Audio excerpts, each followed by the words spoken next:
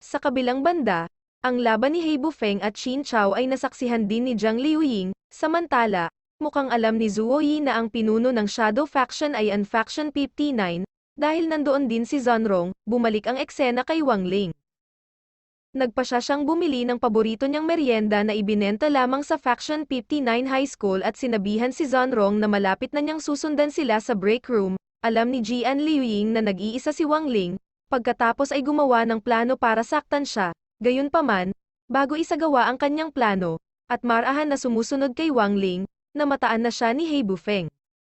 Madaling masabi ni He Bufeng na ang babae ay hindi isang mag-aaral ng Faction 59, kahit na nakabalat kayo siya bilang isang estudyante, kahit na, nahulaan niya ang edad ng babae at kinukot siya, dahil tumanggi itong makipag-date sa kanya, si Zhang Liuying na galit sa tawag na matandang babae.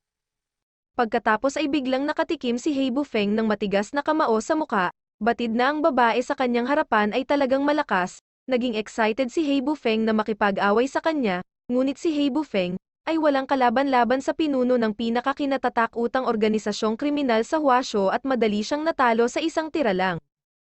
Sa mga oras na ito, aksidenteng sumulpot doon si Wang Ling at nakita niya si He Bufeng na natalo lang ng isang misteryosong babae. Si Wang Ling ay agad na nahuli ni Zhang Liuying at dinala sa bubong ng gusali ng paaralan kasama si He Bufeng at pagkatapos ay sinabihan ni Zhang Liuying ang isang matandang lalaki.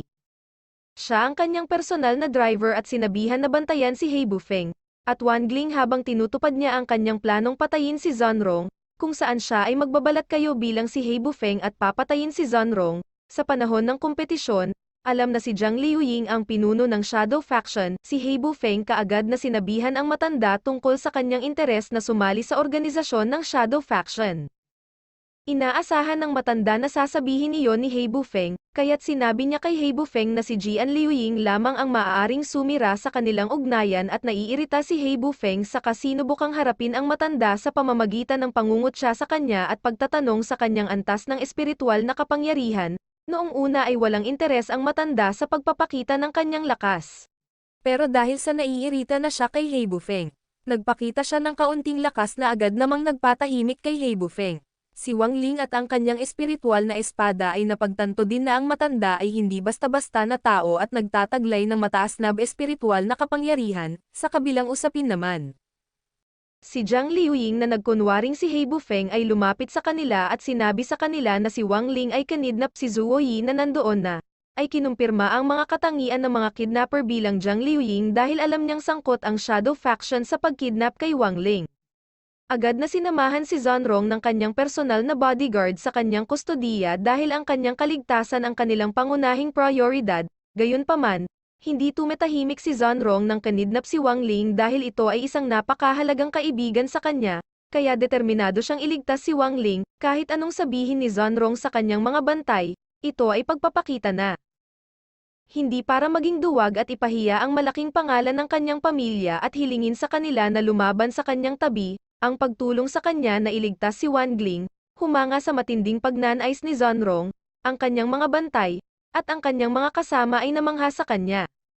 At nagpasya na lumaban sa kanya, si Zhongrong at ang kanyang mga bodyguard, ay sumugod sa lumang gusali ng paaralan kung saan si Wang Ling ay hostage ng Shadow Faction gang, batid na ang isang pag-atake ay maaaring ituon sa kanya.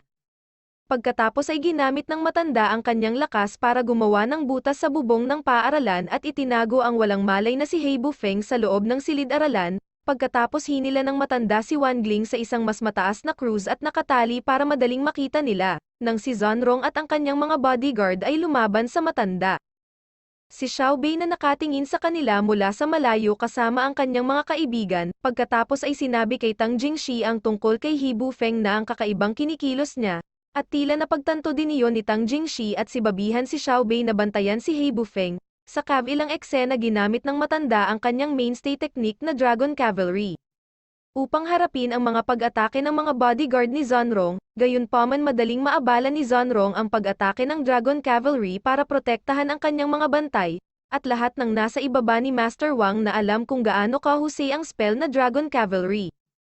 Ipinagpalagay ni Master Wang na ang matanda ay hindi ordinaryong tao. Sa kabilang banda, ang ama ni Wang Ling sa wakas ay dumating sa harap ng gate ng Faction 59 High School, At alam niya ang nagpapatuloy na insidente at mukhang nag-aalala sa takot na ang seal kay Wangling ay tuluyang masira at malipol silang lahat.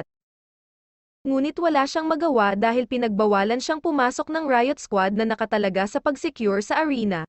Ang eksena ay lumipat sa nakaraan at ipinakita ang matanda na kasama ni Zhang Liuying at siya pala ang kanyang estudyante, pabalik ulit kay Zonrong na parang dinidiin ng mag-isa at inaatake ng matanda gamit ang Dragon Cavalry spell.